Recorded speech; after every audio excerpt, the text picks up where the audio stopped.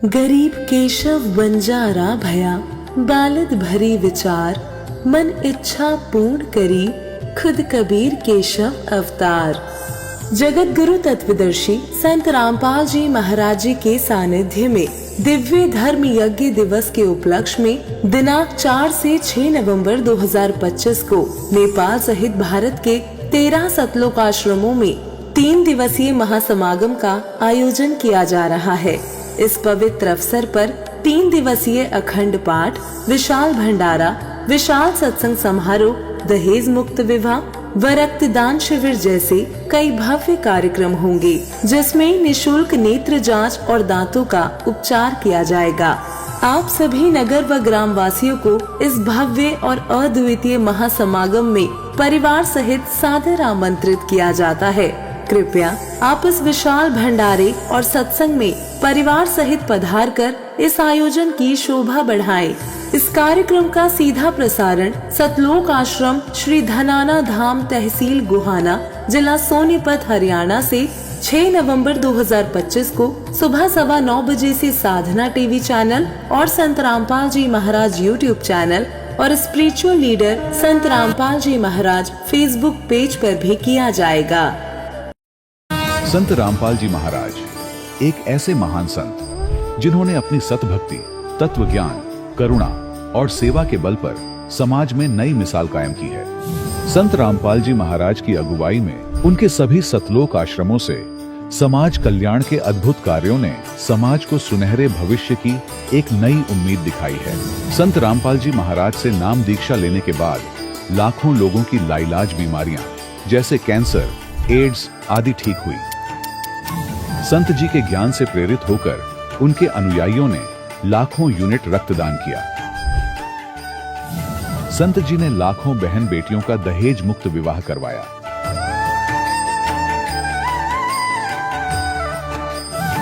संत जी ने लाखों लोगों का नशा छुड़वाया, करोड़ों उजड़े परिवार बसे।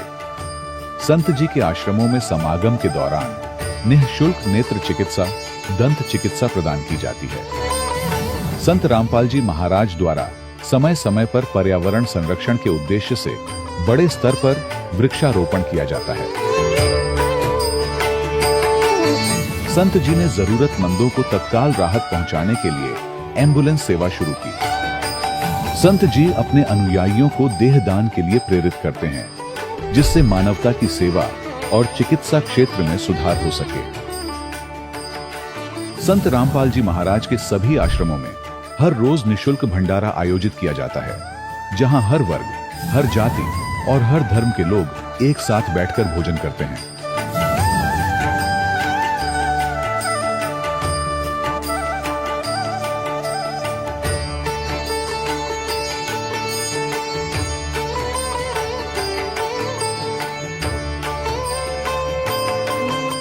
संत रामपाल जी महाराज की अन्नपूर्णा मुहिम ने गरीब और बेसहारा लोगों के जीवन में एक नई ऊर्जा और उम्मीद को जन्म दिया है। घर घर खाद्य सामग्री और जरूरी मदद पहुंचाकर संत रामपाल जी महाराज ने लोगों को दुख और मजबूरी से लड़ने की ताकत प्रदान की है।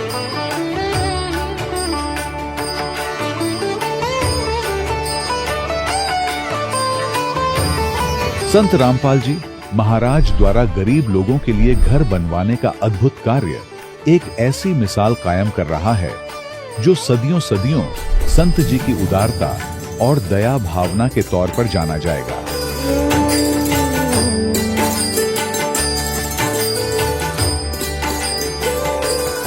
संत रामपाल जी महाराज के आश्रम में हजारों बुजुर्गों को सम्मान और प्यार के साथ जीवन जीने का अवसर मिलता है।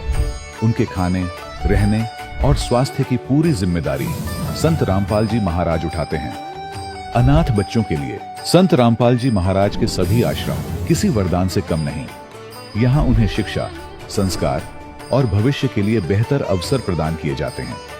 चाहे बाढ़ हो, भूकंप या महामारी, संत रामपाल जी महाराज और उनके अनुयायी हमेशा ही जरूरतमंदों के लिए सबसे आगे खड़े रहते हैं। कोविड महामारी के दौरान संत रामपाल जी महाराज के आश्रमों से करोड़ों लोगों के लिए भोजन, दवाइयां और जीवन रक्षक सामग्रियां उपलब्ध कराई गई। चाहे गरीब की मदद हो या किसी शोषित और पीड़ित वर्ग के हक और सम्मान की लड़ाई संत रामपाल जी महाराज ने हमेशा ही उनकी दबी आवाज को सरकारों तक पहुंचाया है और उन्हें उचित न्याय दिलवाने में अहम भूमिका अदा की है। समाज में आध्यात्मिक और सामाजिक मूल्यों के प्रति जागरूकता लाने में संत रामपाल जी महाराज हर कदम पर मानवता के सच्चे सेवक साबित हुए हैं। संत रामपाल जी महाराज का जीवन हमें सिखाता है कि सच्ची सेवा वही है जो निस्वार्थ भाव से की जाए। आइए हम भी इस महान सेवा के कार्य में इस महान संत से जुड़ें और संत रामपाल जी महाराज से नाम दीक्षा लेकर अपने जीवन को धन्य बनाएं।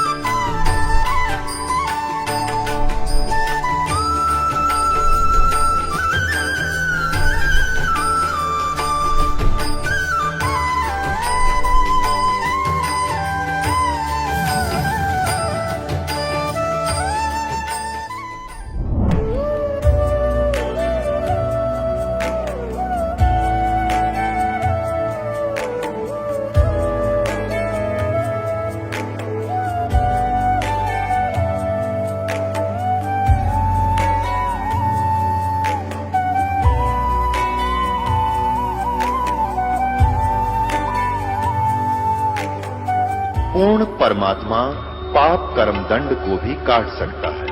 अभी तक जिस भी संत व महापुरुष से मिले उन्होंने यही बताया कि पाप कर्म फल भोगने से ही समाप्त होगा। वो प्रभु कौन है जो पाप कर्म को काट देता है, वो काल के बंधन से छुड़वा देता है। उसका क्या नाम है, पूजा की विधि क्या है? कृपया अवश्य सुनिए जगत गुरु तत्वदर्शी संत रामपाल जी महाराज के अमृत वचन। सत साहिब दर्शकों, क्या आपने कभी सोचा है कि जब जिंदगी में हर तरफ अंधेरा हो, बीमारी और गरीबी पीछा ना छोड़ रही हो, तब कौन बनता है उम्मीद की आखिरी किरण? हिसार हरियाणा की रहने वाली शिखा जी की कहानी भी कुछ ऐसी ही थी। उनकी मां चारपाई पर पड़ी रहती थीं, पिता रोजगार के लिए घर से दूर थे। घर की हालत इतनी खराब थी कि पूरे परिवार के पास सिर्फ एक चारपाई और एक पुरानी कुर्सी थी। 5 लोग उसी पर सोने को मजबूर थे। शिखा जी और उनके परिवार ने माता दुर्गा जी की पूजा, व्रत और कई धार्मिक रीतियां अपनाई, लेकिन कोई लाभ नहीं हुआ। एक दिन उन्होंने संत रामपाल जी महाराज का सत्संग सुना और यहीं से उनके जीवन में आया असली मोड़। संत रामपाल जी महाराज से नाम दीक्षा लेने के बाद उनकी मां पूरी तरह से स्वस्थ हो गईं और धीरे धीरे घर में सुख सुविधाएं आने लगीं। अब सवाल उठता है, आखिर ऐसी कौन सी भक्ति साधना है जो संत रामपाल जी महाराज अपने शिष्यों को बताते हैं, जिससे लाखों लोगों का जीवन बदल रहा है? क्या नाम दीक्षा लेने मात्र से जीवन की परेशानियां दूर हो सकती हैं? आइए सुनते हैं शिखा जी की कहानी उन्हीं की जुबानी। नमस्कार जी। सत साहिब जी। क्या नाम है बहन जी आपका? मेरा नाम शिखा दासी है। कहाँ के रहने वाले हैं आप? मैं हिसार हरियाणा से हूँ। संत रामपाल जी महाराज से नाम दीक्षा आपने कब ली? मैंने संत रामपाल जी महाराज से नाम दीक्षा जनवरी 2009 में ली। संत रामपाल जी महाराज से नाम दीक्षा लेने से पहले क्या आप कोई भक्ति साधना भी करते थे? जी हाँ, हम जो मतलब हमारे समाज में जो भी धार्मिक पूजाएं हैं, देवी देवताएं हैं, उनको मानते थे। और मेरी मम्मी संतोषी माता की बहुत ही मतलब ज़्यादा पूजा करती थी, उनके व्रत सब कुछ करती थी। फिर भी वो मतलब बीमार ही रहती थी हर टाइम। और मेरे पापा हर महीने मतलब सालासर हो गया, अमरनाथ हो गया, केदारनाथ, मतलब हर जगह तीर्थ यात्रा पर जाते थे। तो जो ये भक्ति साधनाएं आप लोग कर रहे थे और आपके पेरेंट्स कर रहे थे, तो इन सब भक्ति साधनाओं से आपके परिवार में क्या क्या लाभ प्राप्त हुए? जी, हमें इनसे कुछ लाभ तो प्राप्त नहीं हुए, परंतु उल्टी ही हमें हानियां होती चली गई। मेरी मम्मी इतनी ज़्यादा बीमार रहती थी, मतलब वो सारा टाइम खाट में ही रहती थी। और मेरे पापा मतलब 6-6 महीने बाहर ही रहते थे, घर पे नहीं आते थे। और जिस कारण हमारी भी मतलब परवरिश है वो अच्छे से नहीं हो सकी। और हमारी आर्थिक स्थिति इतनी बुरी थी कि हम कभी कभी तो बिना खाना खाए ही सो जाते थे। फिर हमारे घर वाले थे वो भी मतलब जो हमारे दादा दादी थे, चाचा चाची थे, वो भी इतना साथ नहीं देते थे। आपके अनुसार जो भक्ति साधना आप और आपका परिवार कर रहा था, उनसे आपको कोई लाभ नहीं हुआ, बल्कि आपके परिवार की आर्थिक स्थिति बहुत कमज़ोर थी। आपकी माताजी बहुत बीमार रहते थे, आपके फादर भी आप लोगों से दूर रहते थे। बहुत बार घर में खाने की भी दिक्कत रहती थी। तो इन सब परेशानियों के होते हुए संत रामपाल जी महाराज जी की जानकारी आपको कैसे मिली? जी हमें ऐसे पता चला, हम मतलब कॉलोनी से बाहर रहते थे, तो वहाँ पर एक लेडीज थी, तो उन्होंने बताया कि ऐसे ऐसे संत रामपाल जी महाराज हैं, आप नाम दीक्षा ले लो तो आपको आपकी सारी दिक्कतें हैं वो दूर हो जाएंगी। परंतु मेरी मम्मी ने एक बार तो मतलब टाल मटोल कर दी कि नहीं हम नहीं लेंगे, हम तो यही पूजा करेंगे। फिर मेरी मम्मी कुछ ज़्यादा ही बीमार हो गई, तो उन्होंने फिर बोला मेरी मम्मी को कि आप एक बार जाके तो देखो, ऐसे ऐसे है, मतलब बहुत लोगों को वहाँ से लाभ प्राप्त हुआ है, आपको भी हो जाएगा। तो मेरी दादी और मेरी मम्मी संत रामपाल जी महाराज के पास सतलोक आश्रम बरवाला चले गए और वहाँ पर उन्होंने उनसे नाम दीक्षा ली। संत रामपाल जी से नाम दीक्षा लेने के बाद क्या आपके परिवार में किसी तरह के कोई चेंजेस आए? हाँ जी, बहुत बदलाव आए हमारे परिवार के अंदर। मतलब पहले तो सिर्फ मेरी मम्मी ने नाम लिया था, तो मेरे पापा नहीं मानते थे। तो मेरे पापा के साथ एक घटना हुई, उनका एक्सीडेंट हुआ। वो एक ड्राइवर है, तो वो उनकी गाड़ी का ब्रेक फेल हो गया था, तो वो भी अगले ही दिन संत रामपाल जी महाराज की शरण में चले गए। और हमारे घर में मतलब इतनी दिक्कतें रहती थी वो सभी दूर हो गई। हमारी आर्थिक स्थिति भी बहुत अच्छी हो गई। पहले हमारे घर में मतलब कुछ भी नहीं था, ऐसे लगा के ही चलो, कुछ भी सुविधा प्राप्त नहीं थी हमारे घर में। मैं बताऊं, एक ही चेयर होती थी हमारे घर में, उस पर भी मतलब कभी कभी आते थे तो मेरे पापा ही बैठते थे। तो हमारे घर में कोई खाट नहीं होती थी, वो एक बेड होता था जो मेरी मम्मी को दहेज में मिला था मेरी नाना और की तरफ से। उस बेड पे हम 5 लोग सोते थे, 3 हम और 2 मेरे मम्मी पापा। इसके अलावा कुछ भी नहीं था। और अब परमात्मा की दया से हमारे घर में सब कुछ है, मतलब परमात्मा ने हर चीज की मौज कर रखी है। और मेरी मम्मी इतनी ठीक रहती है अब, मतलब सारा काम खुद करती है मेरी मम्मी घर का, और किसी प्रकार की कोई दवाई नहीं लेती। पहले मेरी मम्मी को मतलब हर समय दवाइयों के सहारे ही चलना पड़ता था। मेरी मम्मी ने हर हॉस्पिटल, हर डॉक्टर से दवाई प्राप्त की थी, परंतु उन्हें कोई भी आराम नहीं हुआ। और फिर संत रामपाल जी महाराज की शरण में जाते ही उन्हें मतलब बहुत उनकी तबीयत में बहुत सुधार आया, और धीरे धीरे वो अपना जीवन सुखद व्यतीत करने लगी। संत रामपाल जी महाराज की दया से कल ही मेरा मतलब 2nd सेम का मैं BA ग्रेजुएशन कर रही हूँ, तो उसका रिजल्ट आया है। मतलब मेरा एक इंग्लिश का पेपर था, वो बहुत ही खराब हुआ था, और उसमें परमात्मा की दया से मैं पास हो गई। मेरे को इतनी खुशी है इस चीज़ की कि मैं मतलब बता नहीं सकती। मेरे को पक्का यकीन था कि मैं इसमें फेल हो जाऊंगी, पर परमात्मा ने मेरे को पास करवा दिया। और मेरे पापा का एक बार इतना ज़बरदस्त एक्सीडेंट हुआ था, मतलब उनकी गाड़ी है ना 6-7 मतलब पलटे खा गई थी, तो कोई उम्मीद नहीं थी बचने की। फिर भी परमात्मा ने उन्हें जीवन दान दिया और उनको बचा लिया। आपने बताया कि आप BA ग्रेजुएशन कर रहे हैं, तो आप पढ़े लिखे इंसान होने के नाते कैसे विश्वास कर सकते हैं कि एक संत से नाम दीक्षा लेने मात्र से आपकी मदर की तबीयत ठीक हो सकती है, या आपकी आर्थिक स्थिति जो बहुत ज़्यादा खराब थी वो ठीक हो जाती है, या और भी अन्य फायदे जो आप लोगों को हुए हैं, ये केवल संत रामपाल जी महाराज से नाम दीक्षा लेने से ही पॉसिबल हो रहे हैं? ये कैसे हो सकता है? संत रामपाल जी महाराज शास्त्रों के अनुसार भक्ति देते हैं, और जैसे कि गीता में लिखा गया है कि जो भी मतलब मनमाना आचरण करेगा उन्हें कोई भी लाभ प्राप्त नहीं होगा।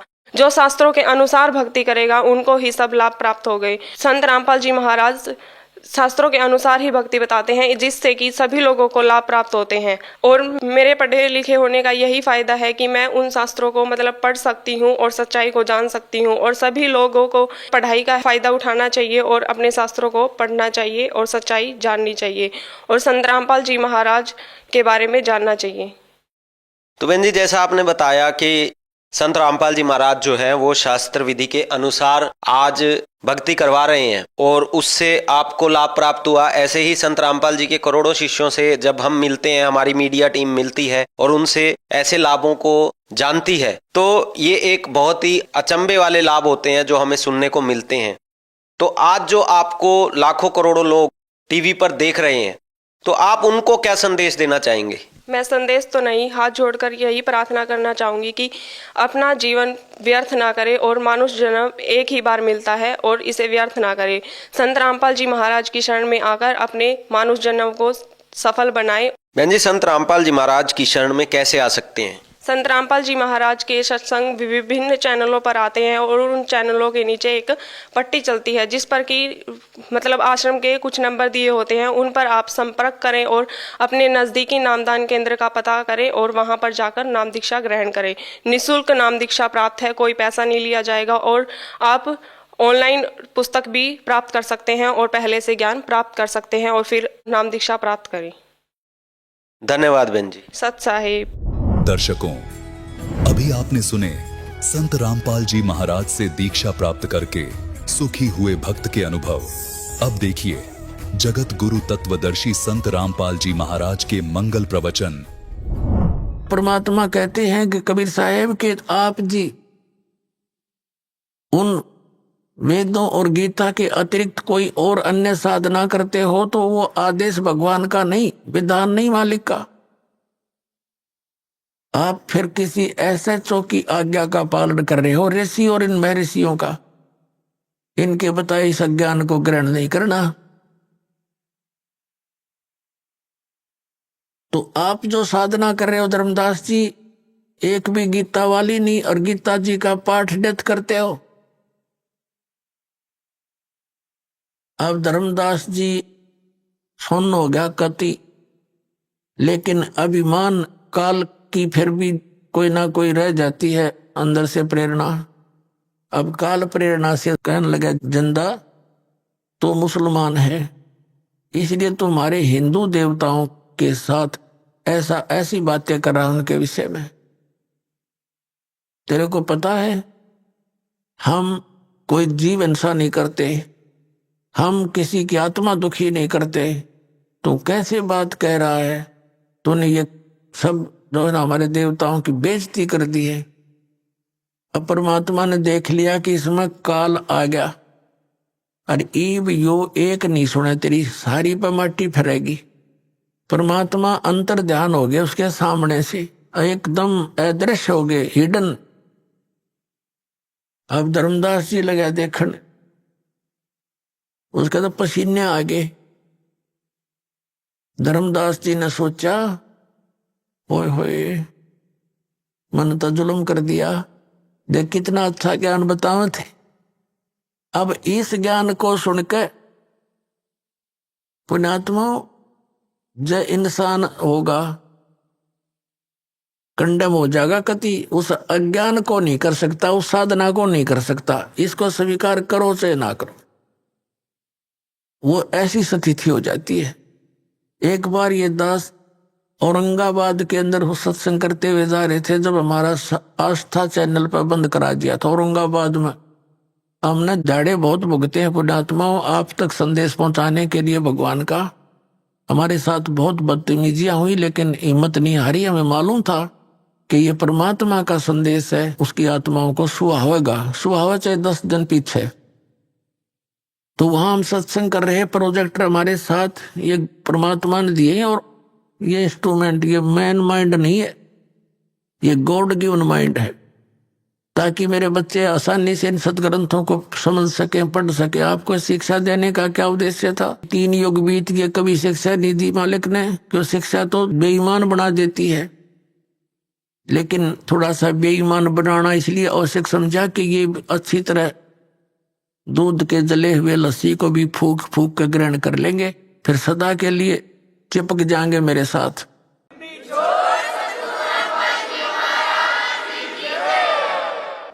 हम वहां प्रोजेक्टर पर ये सारा कुछ दिखा रहे थे। अब वो बुद्धिमान लोग निकट से थोड़े से भगताया करते, संगत 200 से 400 मुश्किल से आराम से ना खूब प्रोजेक्टर पर दिखता था साथ। वो घर जाकर मिलाते। 5 दिन का सत्संग था, पहले दिन सुना, नोट कर लिए सारे फटाफट उन्हें घर जाकर मिलाए, क्योंकि घर घर रखी है सबके गीता और ये पुराण। वो तो ठगे से रह गए। अगले दिन आए, फिर उन्होंने सोचा नाम ले लें, नाम लेने के लिए जब सोचा तो उनको नियम बताए। वो कहने लगे श्राद्ध तो हम जरूर निकाल लेंगे, अस्थि तो हम अवश्य उठाएंगे। कोई बात हुई है? ये नियम तो हम नहीं पुगा सकते। भाई नियम नहीं पुगा सकते तो हम मंत्र नहीं दे सकते।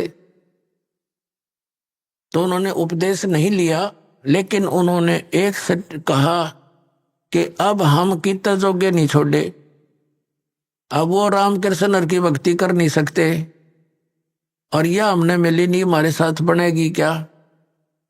तो उनको समझा गया कि अपन दीक्षा लो और भक्ति करो जो करनी है। फिर न बोले फिर देखेंगे, फिर हम आगे वहां से फिर कद देखेंगे। तो पुण्यात्माओं, इस ज्ञान को सुनकर उन्होंने खुद ये कहा कि अब वो भक्ति तो हम कर नहीं सकते, उस योग्य तरह कोई ना इधर के रहे ना उधर के। उनको सिर्फ काल ने तो ये कई गड्ढे खोज रखे हैं, कोई से मतलब फंसेगा यो। और सारी बात मान ली न बोले श्राद्ध तो निकालने पड़ेंगे अपने पूर्वजों के। अब इतना समय होता नहीं कि सब टॉपिक पर उसको थोड़ी सी देर में समझा दें, तो उसके लिए सारा ज्ञान, ये अध्यात्म ज्ञान आपने समझना पड़ेगा, रह रहकर सुनना पड़ेगा, तो फिर आप पे बात सेट हो जाएगी। तो कहने का भाव ये है कि इस ज्ञान को सुनकर जरा सी भी बुद्धि रखता होगा और साधना नहीं कर सकता इस पृथ्वी पे। तो फिर क्या हुआ, धर्मदास जी ने अब ना तो वह भक्ति और करी, अपनी जो ले रहा था कागज पत्र सारे धर दिए तय करके। बता के करूं फिर, इसका एक मंत्र गीता में नहीं आराम इसने रटन लाग रे। अब श्याम ने सो गया और रोवे अंदर अंदर कि भगवान अब कद वो संत साधु फिर आ जावे, हे दाता मैं कति बहस नहीं करूं, विवाद नहीं करूंगा, अब क्या करूं, मैं तो ठगा सा रह गया, मेरा तो सब कुछ लुट गया। ये भक्ति तब करने की इच्छा कति नहीं बनती। सारी रात ऐसे ही करवट बदल बदल कर बखत से उठ लिया। अब उसने सोची खाना बना, उठ के वक्त खाना बना लिया ना, तो पहले लिपा पोती कराया करता, पूजा पाजा की सारी सामग्री जुटाया करता, रोटी बनाने लग गया वक्त से उठ के। अकीब क्या करूं बता, और तो कोई काम रहा नहीं। अब खाना बनाने के लिए जंगल से लकड़ी तोड़ कर ला रखी थी शाम को, सुबह वक्त से यानी सूर्य उदय होने से पहले लकड़ जला लिए। एक मोटी लकड़ी अन्य सहयोगी लकड़ी लगा के चूल्हा जला दिया, आग अग्नि जला दी, प्रज्वलित कर दी, अपना खाना बनाया, सब्जी बनाई, फिर रोटी बनाई। धीरे धीरे वो लकड़ी जलती जलती चूल्हे के निकट आ गई, पिछला हिस्सा उसका। तब तक सूर्य उदय होने वाला हो गया, प्रकाश सा खूब अच्छा हो गया। अब उसकी नजर कहाँ गई, उस मोटी लकड़ी के पिछले हिस्से पे एंड पर। उसमें क्या हो रहा था कि वो थोथी थी, अंदर से होलो थी और उसके अंदर चींटियां थी। चींटियां अपने अंडे ले लेकर बाहर निकल रही थी और उस लकड़ी के पिछले हिस्से पर कुछ गिल्ली होने के कारण, जलने के कारण एक तरल पदार्थ सा तेल की तरह उबल रहा था। उसके पिछले हिस्से पर एक थोड़ी सी आधी गीली लकड़ी हो थोड़ी बहुत है, तो उसका एक ऐसा तरल पदार्थ सा पीछे उबल रहा था, पिछले एंड पर उबलता रहता है। अब वो आगे तो अग्नि फूंक रही, बाहर निकलने की चेष्टा करें तो उसके ऊपर गिर गिर के वहां जल रही, चटक चटक हो रही है। अब उसका ध्यान गया, रो तेरे की जुल्म कर दिया, ओहो हुआ तो बड़ा घोर पाप हो गया। भगत दयालु होते हैं। अब उसने सोचा हे भगवान आज तो अनर्थ हो गया, इतना पाप जिंदगी में कभी देखा नहीं। अरे यार इतनी लंबी लकड़ी थी, हाँ इसमें तो पता नहीं लाख जल गई, 50,000 जल गई है भगवान चीटिया। अब उसने फटाफट वो जल बुझा दिया, जल डालकर लकड़ी तो, और सोचा कि इसे पाप के अन्न को मैं नहीं खाऊंगा, इस पाप के भोजन को नहीं खाऊंगा, किसी साधु संत को खिला दूंगा। इस उद्देश्य से सारे भोजन को लेकर रखकर थाली में चल पड़ा। क्योंकि मथुरा के आसपास ये भगत साधु संत घूमते ही रहते हैं। उस समय परमात्मा ने हिंदू साधु का रूप बना लिया, लाल से कपड़े अपने ऊपर कर लिए, और हिंदू धर्म के लोग ऐसे ही लोगों को साधु मानते हैं। धर्मदास जी ने देखा कि सामने एक महात्मा बैठा है, उसके पास गए और कहा, महात्मा जी भोजन खा लो। परमात्मा ने कहा, रख दे धर्मदास, भूख लगी है भाई। अब धर्मदास जी ने देखा कि ये आदमी मुझे कैसे जानता है, ध्यान किया और ऐसे लगता है कुछ देखा हो, लेकिन वेश बदल रखा भगवान ने। सोच लिया कि मैं भंडारे करता रहता हूं, कभी आया होगा भंडारे में महात्मा धर्म यज्ञ में। तो कहा, महाराज भोजन खा लो। का अच्छा भाई। अब परमात्मा कबीर जी ने क्या किया, लोटे में जल ले रखा था अपने में, उसमें से जल लिया चुलू में, एक मंत्र हा बोला और जितना भी भोजन था सारे पर छिटक दिया, छींटे मार दिए। उसी समय सारे भोजन की चींटी बन गई और सारी थाली काली होगी और चींटियां अंडे मुंह में लेकर के बाहर निकलने का प्रयत्न कर रही हैं, पूरी थाली में घूम रही हैं, भोजन नहीं रहा। तब परमात्मा उसी रूप में आगे जिस रूप में पहले दिन वार्ता हुई थी और कहा, रे धर्मदास, कल क्या कह रहा था कि तुम कोई जीव हिंसा नहीं करते, तेरे से तो कसाई भी अच्छा, इतनी चीटी पाप का भोजन तो मुझे खिलाने लाया था। शरण पकड़ लिए, पैरों में गिर गया, हाथ जोड़े, हे भगवान गलती होगी, हे परमात्मा माफ कर दो मुझे, मालिक मैं नीच गणा हूं और पिछला यो गंदा रंग मेरा घना चढ़ रहा था, दाता मेरे से गलती बन गई, रो बुरी तरह। हे भगवान मुझे कुछ और ज्ञान बताओ, आपने तो इधर का छोड़ा ना इधर का, मैं तो सारी रात करवट बदल कर काटी दाता। तब परमात्मा ने कहा, अब सुन ले, ज्ञान सुनाऊं कि जो साधना तू कर रहा है बच्चा, ये तेरे को घोर नरक में डालन की है। कहां से चल कर आया है तू? बांधवगढ़ से आया हूं महाराज। बांधवगढ़ मथुरा से कितनी दूर है? कि लगभग 800 किलोमीटर, 700 750 किलोमीटर। किस साधन से आए हो? कि पैदल चल के आया हूं महाराज। तो बच्चा, बांधवगढ़ से यहां आने तक आपने कितने जीवों को अपने पैरों के तले मार डाला, कुचल कुचल कर।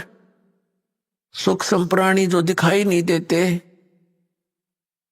और कीड़े मकोड़े, ये तो गिनती नहीं। पुण्य तेरे को एक नहीं, क्योंकि इस जोड़ में नहाते के फायदा। जिस मथुरा के तालाब को तीर्थ मानते हो और ये मानकर आपके धर्मगुरु आपको समझाते हैं, ज्ञान देते हैं कि यहाँ भगवान श्री कृष्ण रहा करते थे, लेटा करते थे, नहाया करते थे, तो परमात्मा ने बताया यहाँ तो कंस भी नहाया करता इसमें, और कंस भी यही लोटा करता। और श्री कृष्ण जी तो इस मथुरा ने छोड़कर द्वारका बनाई थी, समुद्र के बीच में एक टापू सेलेक्ट करके वहां रहा करते। वहां क्यों नहीं जाते तुम? वो दूर घना पड़ता होगा। और परमात्मा ने दया करी थी, द्वारका को जल में डबो दिया था कि गड़ धक्के खाना होंगे, कदे भ्रमित होकर यहाँ पहुंचे। और तुम वही साधना कर रहे हो जो शास्त्र विरुद्ध है। अब धर्मदास जी, तीर्थ में नहाने का तो एक भी पुण्य को नहीं। फिर तीर्थ के विषय में बताया कि इसको तीर्थ आपने इसलिए मान लिया कि श्री कृष्ण जी यहाँ नहाया धोया करते, यहाँ रहा करते इस तालाब के आसपास। और अन्य तीर्थ सुन ले, और दूसरे धाम कैसे बने हैं, ये मंदिर कैसे बने हैं। जैसे अमरनाथ का मंदिर, जहां तुम मोक्ष उद्देश्य से जाते हो बोली आत्माओं, वो अमरनाथ कैसे कहलाया कि भगवान शिव जी ने अपनी पत्नी पार्वती को उस स्थान पर मंत्र दिया था जिसको तुम अमर मंत्र बोलते हो। और वो हमारी फर्स्ट एड है, प्राइमरी क्लास की पढ़ाई है। ये प्रथम मंत्र जो आपको दिया जा रहा है, ये मंत्र 5 मंत्र बीच बीच के ये पार्वती को दिए थे वो उसका तुमने पता भी कोई ना कौन सा हो। अमर मंत्र अमर मंत्र अमर मंत्र करते फिरते हो। और उस स्थान पर भगवान शिव ने पार्वती को नाम दिया था, जिस कारण से उसने सच्ची लगन करके जाप करके और जितना अमरत्व प्राप्त हुआ वो प्राप्त किया। वो कितना है, जब तक वो शिव जी भगवान की मृत्यु नहीं होगी, पार्वती उसके साथ रहेगी, उससे पहले वो 107 बार जन्म और मर ली थी। अपने आत्माओं वहां अब ना शिव जी कोई मंत्र दे दे आपने और ना कोई और स्थान व्यवस्था, तो वो नाम अमर मोग अमर मंत्र पूरे गुरुत हैं। आपको जहां मिल जा धर्मदास, अगर आपको वो मंत्र कहीं पर भी मिल जाता तो उस प्राणी के लिए आपके लिए वो स्थान अमर धाम है। अमरनाथ का स्थान वो है उसके लिए। जैसे ही बाप जी को यहाँ बरवाला आश्रम में मिलता है मंत्रियों, तो आपके लिए तो यो है तीर्थ। जैसे क्रोथा आश्रम में जिन्होंने मंत्र लिया था तो उनके लिए वो क्रोथा है, वो अमरधाम। लेकिन उस अमरधाम के चाटे वो तो सरकार ने खोज लिया हमारे पे। ये वहां कोई माथा टेकन जा भोला भगत बता के क्या मिलेगा, दास तो बैठा है यहाँ पर। तो आपको इस दास के पास आना पड़ेगा और उस क्रोथाश्रम में कख नहीं।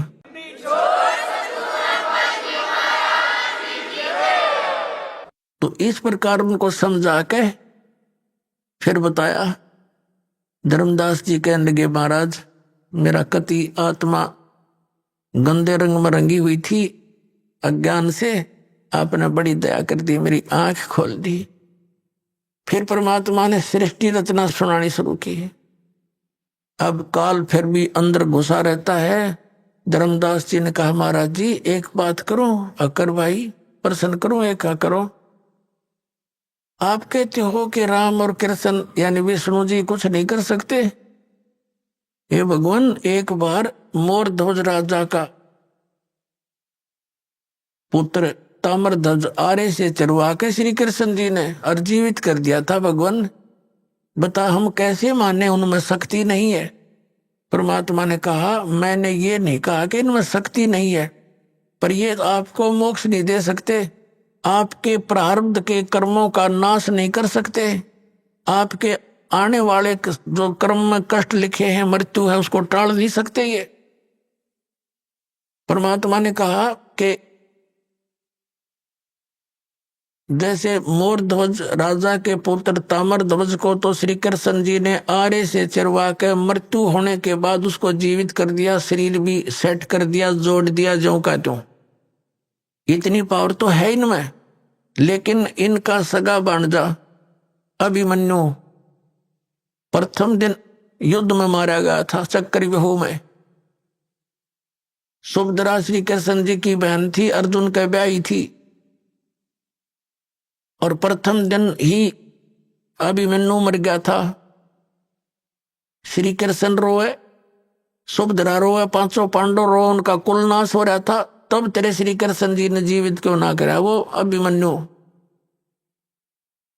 अब धर्मदास फिर सुन हो गया, हे भगवान ये कारण क्या था, हमने तो ये बात कभी ध्यान में ना आई मारा। तो परमात्मा ने कहा, बेटा अभिमन्यु की आयु इतनी ही थी, प्रारब्ध इतना ही था, और उस ताम्र ध्वज की आयु शेष थी। वो तो बीच में जाकर वो पंगा लिया था तेरे कृष्ण जी ने और वो जीवित कर दिया। वो तो जीवित था ही, उसकी तो आयु शेष थी, और इसको जीवित नहीं कर सका क्योंकि उसका आयु शेष नहीं थी। इसलिए ये आपके प्रारब्ध में आपके कर्म के कष्ट को अवॉइड नहीं कर सकते, खत्म नहीं कर सकते। अब कहने का भाव ये है कि परमात्मा ने फिर सृष्टि रचना सुनाई। धर्मदास जी फिर थोड़ा सा कच्चा बोल गया, कहने लगे, महाराज जी जैसे सुदामा जी का थोड़े से चावल खा के और एक महल बना दिया था सुंदर। परमात्मा कहने लगे, भाई तेरी बुद्धि तो कति गड्ढे में पड़ी है बेटा। अरे के कला तोड़ दिया, एक महल बना दिया था, एक मंत्री बनवा दिया अपने मित्र का, इतना महल था। यहाँ के मंत्री राजा लोग बना दे। इस तो मोक्ष हो गया उसका, सुदामा का। ना मोक्ष श्री कृष्ण का, जन्म मृत्यु कृष्ण की मिटे, श्री कृष्ण की मिटे, नहीं ना सुदामा की, उसके पुजारी की। तो पुण्यात्मा धर्मदास जी कुछ कहने लगे, महाराज जी आप तो हमारे देवताओं के पीछे पड़ लिए। परमात्मा बोला, भाई बाढ़ में जा। मैं उसी टाइम अंतर ध्यान हो गया परमात्मा, और वो लगा रोन बुरी तरह, अरे भगवान गलती होगी, हमारे साथ तो ऐसी बनी हुई है, काल ने इतने रंग दिए, हम कति खराब कर दिए अंदर ते। अब रो रहा है, देख रहा है ऊपर और नीचे, ये भगवान कहाँ गए। अब उसके बाद बरसाने में जाते हैं, ये मथुरा से फिर बरसाने में जाते हैं। बरसाने में ना जानते नो का मथुरा गया हुआ यात्रा पूरी नहीं। बरसाने में किस लिए जाते हैं कि राधा बरसाने की लड़की थी और श्री कृष्ण से मिलने आया करती थी। तो उस समय के लोग तो उसको गुंडी बुंडी कहा करते कि गैर पुरुष से मिलने जाती है, या पूरा गांव विरोध करा करता, लेकिन वो नहीं मानी फिर भी। तो अब उस वहां जाके क्या कहते हैं, राधे राधे श्याम मिला दे, राधे राधे श्याम मिला दे। देखी से डले डुआ रखे, वहां ना राधे और ना श्याम, उड़ा टेलीफोन मिलाओ जाकर। अब ये अकल मार रखी हमारी। अपना आत्मा धर्मदास जी वापस चल पड़ा अपने घर को कि ईब तो वो महाराज जी कति नहीं मिल रहे, बिल्कुल नहीं मिले। मैंने तो नालायक आदमी हो, देख कैसे गलती कर दी और दूसरी बार कर दी। घर की तरफ चल पड़ा रोता हुआ। अब परमात्मा गरीबदास साहिब जी ने अपनी वाणी में कहा है, तावा रोवत धर्म निनागर, कहाँ गए मेरे सूखे सागर। कल्प करे और मन में रोवे, दसों दिशा को वो मगजो है। दसों दिशा को ऊपर न देखे, कदे ऊपर न उड़ गए हो, साइड में हो, इधर हो, पीछे हो, कदे नीचे खड़े हो कहीं। कहते हैं कल्प करे और मन में रोवे, दसों दिशा को वो मगजो है। अधिक वियोग हुआ हमसे ती, जैसे निर्धन की लुट जा खेती। बेग मिलो कर हूं अपघाता, मैं ना जीऊं सुनो विधाता। अब रो रहा है क्योंकि मालिक जल्दी दर्शन दे दो, हे विधाता अब मैं जीऊं नहीं गा आपके वियोग में।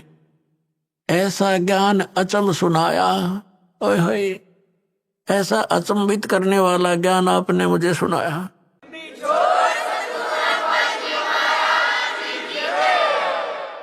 अब रोता रोता घर पे आ गया, सारे आंसुओं से कमीज भीग गया।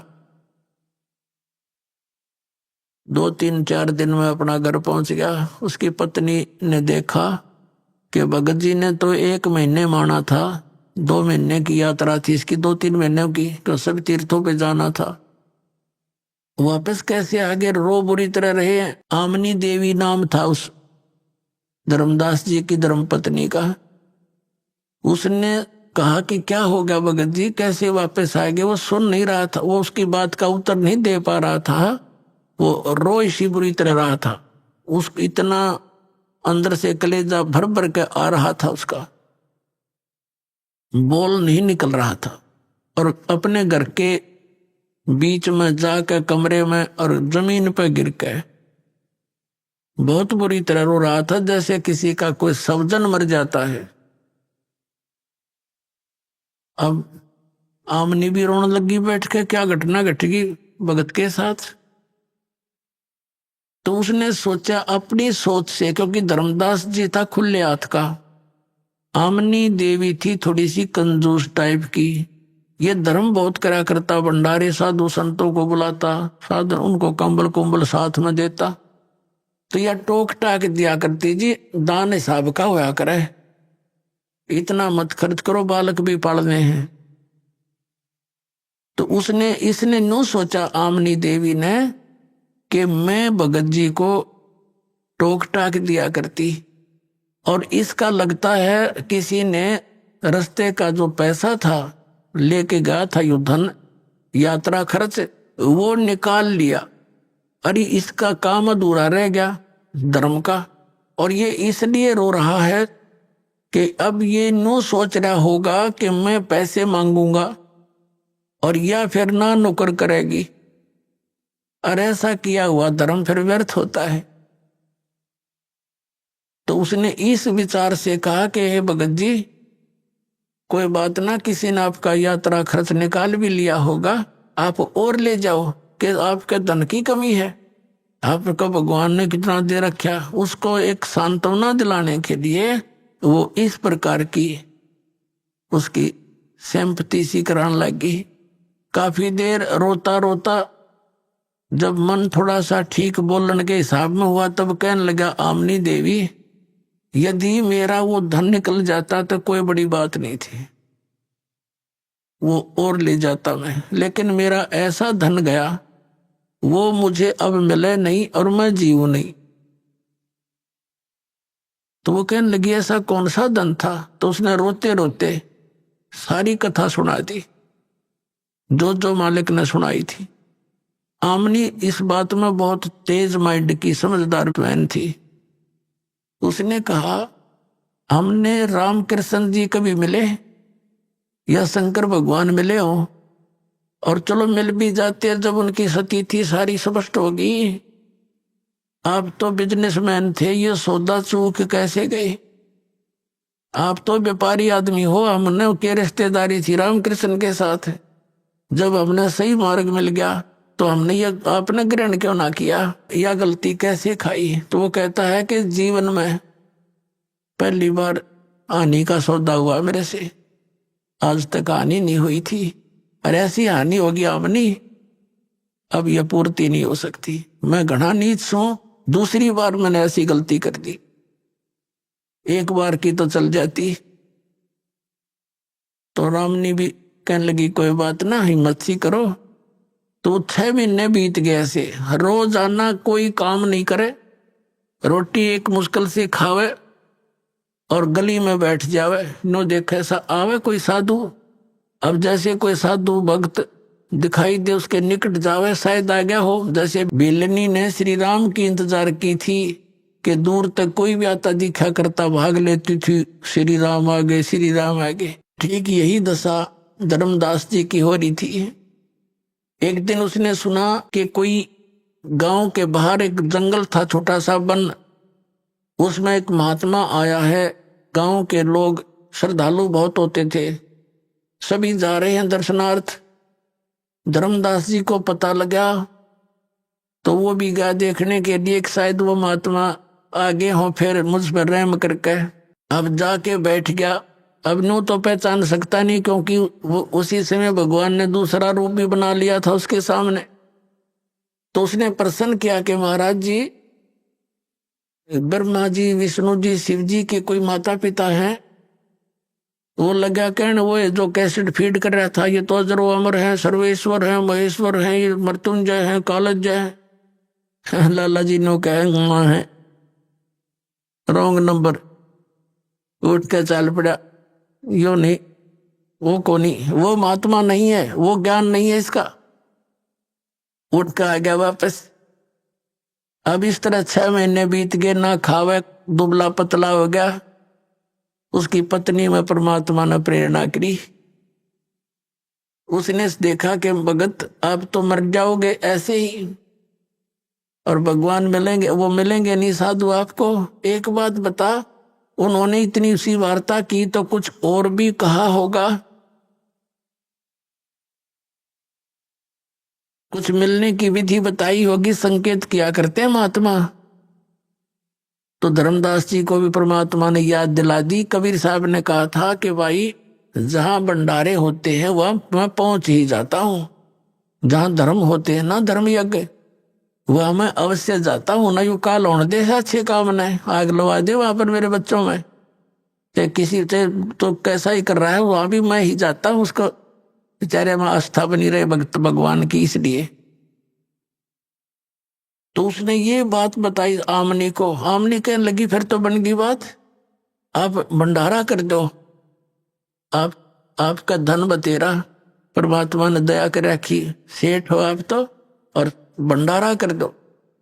अब धर्मदास उसने कहा था एक दिन का, उसने 3 दिन का धरा, क्योंकि खुले हाथ का था कि कदे एक दिन में ना आवे मात गुरु जी महात्मा जी।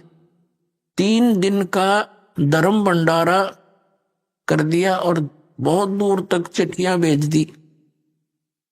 अब साधु संत आए प्रथम दिन, और धर्मदास जी तो अपना वो जैसे सर्प की मणि गुम हो जाती है, वो तो वो ही देखता है। भंडारा खाने वाले खा रहे हैं, खिलाने वाले खिला रहे हैं, और वो यूं देखता जा रहे हैं। देखा कि नहीं आई, सारा दिन गया, फिर बैठ कर रोया सारी रात। सुबह फिर यही स्थिति रही, अगले दिन भी, तीसरा दिन बाद दोपहर हो गया, और अंदर से जो वास्तविक पुकार, हृदय की पुकार उसने की कि हे परमात्मा, या तो आज दर्शन दे दियो अपने दास ने, नहीं सुबह आपका दास जीवित नहीं रहेगा, आत्मघात करूंगा, आत्महत्या करके मरूंगा, मेरे पर जिया नहीं जा सकता, वो भक्ति में कर नहीं सकता, और आगे की कोई रास्ता मिला नहीं, इस जीवन में इसका क्या करूंगा मैं, ऐसे पशु जैसे जीवन को जी कर। ये फाइनल फैसला उसने हृदय से कर लिया। वो तो अंतर्यामी है कि आज बात बिगड़ेगी। एक कदम का पेड़ था, जहां वो भंडारा चल रहा था, उसे 100 फुट की दूरी पर परमात्मा आकर वहां विराजमान हो गए, सतलोक से चलकर। 1 मिनट में जहां से जहां पहुंच जाते हैं। और धर्मदास जी देख ही रहे थे, कोई साधु संत वहां बैठों को देखकर फिर इधर उधर देखा, तो सामने क्या देखा को हो ये बैठे हैं। एकदम दौड़ा गया, निकट से देखा कि तीजों का तो स्वरूप है और जिंदा महात्मा का रूप है। चरणा में पड़ गए, सीने के लपट गए, जो कर बालक के चिपट जाकर, बालक अपने माता पिता के चिपट जाकर ऐसे, और कहने लगे महाराज, वो आंखों में देखे आंसू भराए, हे परमात्मा माफ कर दियो, इबका छोड़ कर ना जाइयो अपने दास को। उसका न्यू हो रहा कि वे चले ना जा, छोड़ो नहीं कती, चाहे क्यों करके मैं करना पड़ो, कुछ भी करना पड़े। तो परमात्मा कहने लगे कोई बात ना बेटा, मैं तेरे लिए आया हूं, और ऐसे कर इन सबको फारिग कर दे, मेरा भेद ना बताना, जिक्र ना करना। क्योंकि मालिक को पता था जैन मत 1-2 सिर फिरायु साधु रह गया ना डे, यहाँ इसके साथ मैं बताऊंगा तो उल्टे खूटे ठोक के इसने और खराब कर देगा। तो परमात्मा ने कहा इन्हें निकाल फटाफट तो, और वो हाथ जोड़े, महाराज जाइयो ना, हकना बेटा, मेरा वचन है नहीं जाऊंगा। तो उन्हें फटाफट आकर उनको विदा किया, जो देना जाना था वो फारिग करे, महाराज जी चलो दास की कुटिया है। अब घर ले आए भगवान को। आमनी देवी ने कहने लगा कि आजा मेरा पा गया धन। एक मुड्ढा सा बैठना दे दिया, भगवान बैठ गए कबीर साहब, पति पत्नी दोनों एक एक पैर पकड़ के और मालिक के चरणों में बैठ गए। आमनी देवी ने कहा महाराज जी आपका भगत तो बहुत नरम आत्मा का है, इतनी कड़ी परीक्षा नहीं लेनी चाहिए थी, ये तो रो का मर जाता, मैं थोड़ा सा हिम्मत देती रहती इसको। परमात्मा ने कहा बेटा इसको मैंने दुखी इसलिए किया कि ये काल का वकील बन रहा था, मैं जो भी ज्ञान दूं था ये उल्टा पड़े था। अब जैसे लोहे को गर्म करता है कारीगर और सही गर्म हो ले तब उस पर चोट लगावे तो जो चाहे वो बना सकता है, और ठंडे लोहे पर ते सारे गणना झाड़ ले कोई असर नहीं होता। तो बेटा यू लोहा गर्म करा मैंने, अब इसका जो चोट वचन की मारूंगा ये सारी स्वीकार करेगा, जो मैं चाहता हूं ये बच्चा स्वीकार करेगा। और नहीं तो मैंने 2 दिन हो गए थे इसके लिए माथा मारते ने, हाँ भर ले फिर मुकर जा, ये सारी मानेगा। हाँ जी सारी मानूंगा, कति मानूंगा, मानने की बात से लाला जी था कति, हाँ बरे दोनों नाम ले लिया, दीक्षा ले ली। परमात्मा बोले भाई ठीक है मैं जा रहा हूं, फिर मिलूंगा। अका अच्छा महाराज जल्दी आइयो। अब क्या किया परमात्मा ने, उसने मन में सोची, सारी कथा सुन रखी थी कि किसी प्रकार वो लोग दिखाई दे। परमात्मा अपना गवाह बनाना चाहते थे। उस आत्मा को निकाला सूक्ष्म रूप में आके और सतलोक में लेकर गए। पीछे से धर्मदास जी बेहोश हो गए। 3 दिन और 3 रात तक अचेत पड़े रहे, मरे नहीं। दिल धड़कता रहा, श्वास चलती रही, लेकिन अचेत थे। रिश्तेदार इकट्ठे हो गए, आसपास का गांव जितने भी थे सब, बहुत घने लोग, क्योंकि सेठ था। जंतर मंत्र झाड़े, सब दवाई जड़ी बूटी कर ली, कोई आराम नहीं हुआ। और परमात्मा निकाल कर ले गए। सतलोक में सारी सती थी दिखाई, जैसे अन्य मात परमात्मा ने अन्य आत्माओं को दिखाया था। आदरणीय अमलुकदास साहिब जी को, आदरणीय नानक साहिब जी को, आदरणीय दादू साहिब जी को, आदरणीय गरीबदास साहिब गांव छुड़ानी जिला जज्जर वाले को, आदरणीय घीसा दास साहिब जी गांव खेखड़ा जिला मेरठ उत्तर प्रदेश वाले को। ये तो दास के नोटिस में है, बाकी और तो बहुत कड़े पुणात्माओं को साथ लेके होंगे। तो ऐसे धर्मदास जी को भी सब दिखा दुखू कर वापस छोड़ा 3रे दिन। अभी आपने सुने संत रामपाल जी महाराज के मंगल प्रवचन। आइए अब सुनते हैं संत रामपाल जी महाराज से नाम दीक्षा लेकर सतभक्ति करके अद्भुत लाभ प्राप्त करने वाले अनुयायी के विचार। दर्शकों, जब मनुष्य हर भक्ति साधना को करे, व्रत उपवास रखे, फिर भी जीवन में केवल दुख ही दुख मिले, तब उसके जीवन में एक ऐसा मोड़ आता है जहां इंसान पूरी तरह से टूट जाता है। दर्शकों, ऐसी ही कुछ कहानी थी राजस्थान के रहने वाले महेंद्र सिंह सिसोदिया जी की। महेंद्र सिंह जी ने अपने धर्म में प्रचलित हर पारंपरिक भक्ति साधना को अपनाया, लेकिन अफसोस, ना तो इनकी परेशानियां दूर हुईं और ना ही बीमारियों ने इनका पीछा छोड़ा। लेकिन दर्शकों, आज महेंद्र सिंह जी का कहना है कि जब से मैंने संत रामपाल जी महाराज से नाम दीक्षा ली है और उनके द्वारा बताई गई शास्त्रानुकूल भक्ति को अपनाया है, तब से मेरे जीवन की सारी परेशानियां और बीमारियां खत्म हो गई हैं। दर्शकों, आखिर संत रामपाल जी महाराज ने महेंद्र सिंह जी को ऐसी कौन सी जड़ी दे दी जिससे इनकी बीमारियां और परेशानियां छूमंतर हो गईं? आखिर इसके पीछे की सच्चाई क्या है? आइए सुनते हैं महेंद्र सिंह जी की कहानी, उन्हीं की जुबानी। सर नमस्कार। नमस्कार सर। क्या नाम है आपका? महेंद्र सिंह सिसोदिया। महेंद्र सिंह जी कहाँ से आए आप? मैं ग्राम गंडाल, तहसील बामणवास, जिला सवाई माधोपुर, राजस्थान से आया हूँ सर। संत रामपाल जी महाराज जी की शरण में आने से पहले आप क्या भक्ति साधना करते थे? पहले सर यही करते थे, जैसे देवी की पूजा और हनुमान जी की पूजा, भूत प्रेत, ये जो भी आउत प्रेत, इनको पूजा करना, ये सब करते थे सर। सर जब ये सभी प्रकार की पूजाएं आप कर रहे थे, तो फिर आपको संत रामपाल जी महाराज जी से नाम दीक्षा लेने की क्या जरूरत आन पड़ी? सर मैं 45 साल तक रोजगार के लिए घूमता रहा और 3.5 साल तक मैंने कैला देवी की अखंड जोत चलाई, घर पे चामुंडा की चलाई थी, और उनसे मेरा कोई फ़ायदा नहीं मिला था। घर में इतना भगतमती कर मेरे इतना झगड़ा रहता था, परिवार में झगड़ा रहता था, ज़मीन के ऊपर झगड़ा हो गया था भाइयों में आपस में। तो तांत्रिकों का ऐसा खिलम आया कि ज़मीन के ऊपर मारने वाले हो गए थे सर।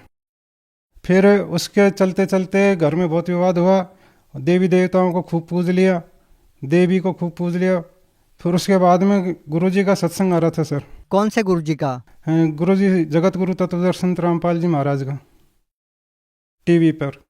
फिर वो सत्संग में देख रहा था सर। फिर उससे पहले सत्संग क्या, ये तो बाद की बात है सर। पहले मैं वहाँ से गांव छोड़ के, ऑयल मिल भी है मेरे सर, वो भी नहीं चल पाई।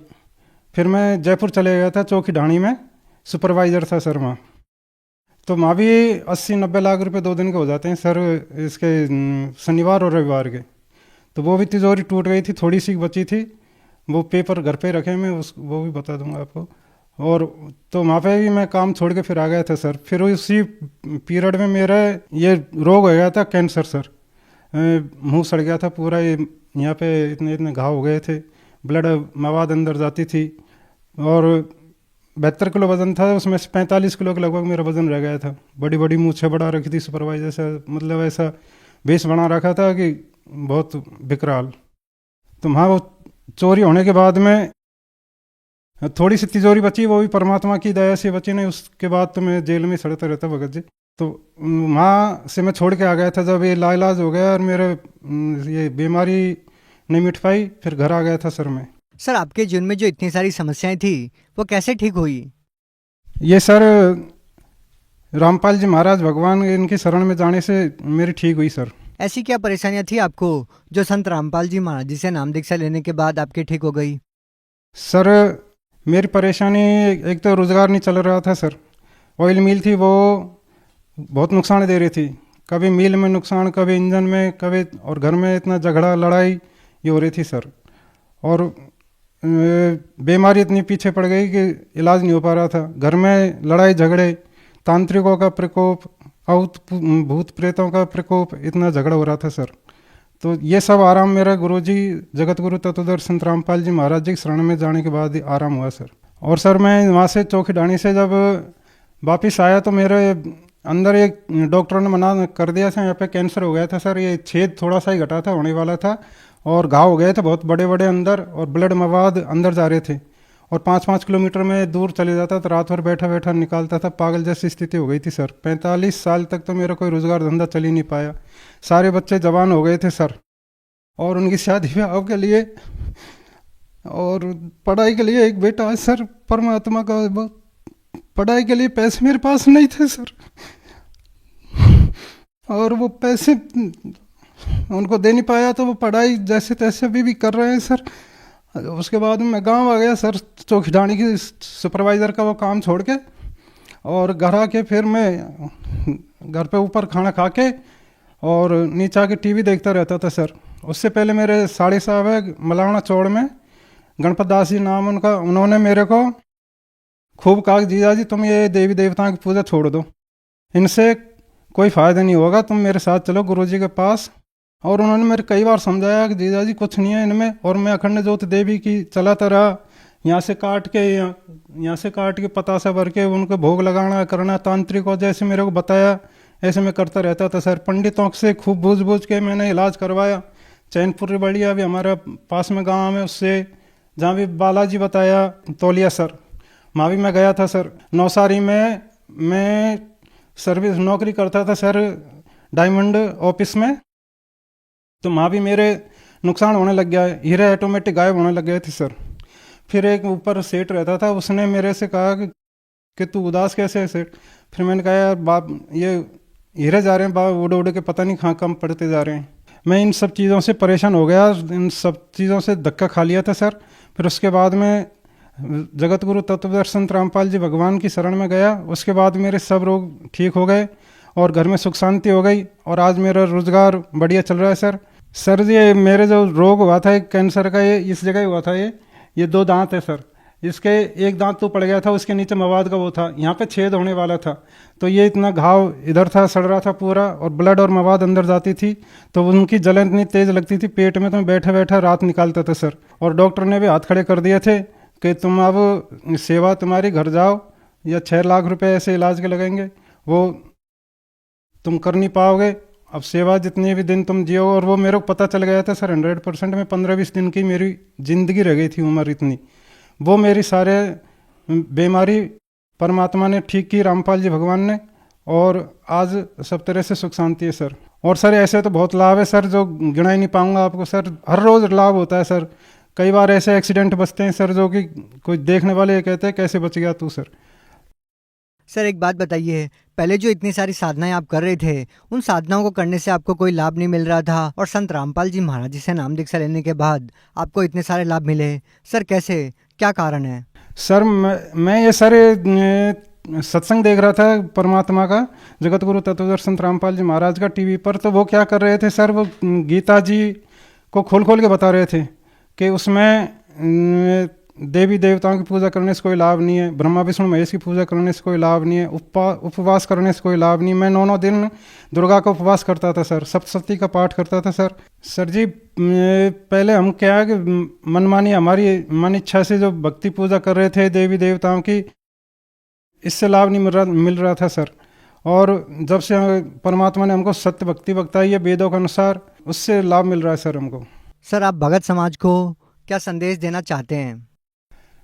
सर भगत समाज से मैं तो हाथ जोड़ के यही प्रार्थना करना चाहता हूँ कि सभी परमात्मा जगत गुरु तत्वदर्शी संत रामपाल जी महाराज जी की शरण में आए, उनका ज्ञान को समझें और वेदों में खूब मिलान करें, देखें, पढ़ें और उनकी शरण में आके अपने जीवन का लाभ उठाएं और कल्याण करवाएं सर। सर अगर कोई व्यक्ति संत रामपाल जी महाराज से नाम दीक्षा लेना चाहता है, वो उनसे नाम दीक्षा कैसे प्राप्त कर सकता है? बहुत सारे टीवी चैनलों पर परमात्मा जगत गुरु तत्वदर्शी संत रामपाल जी महाराज जी का सत्संग आता है, उस पर पीली पट्टी चलती है सभी चैनलों पर, बहुत सारों पर, और तो उसमें नंबर दिए रहते हैं और हर डिस्ट्रिक्ट में खुल रहे हुए हैं नामदान केंद्र। फ़ोन करके अपने कांटेक्ट करके नाम दीक्षा ले सकते हैं सर। जी बहुत बहुत धन्यवाद। सत साहिब सर।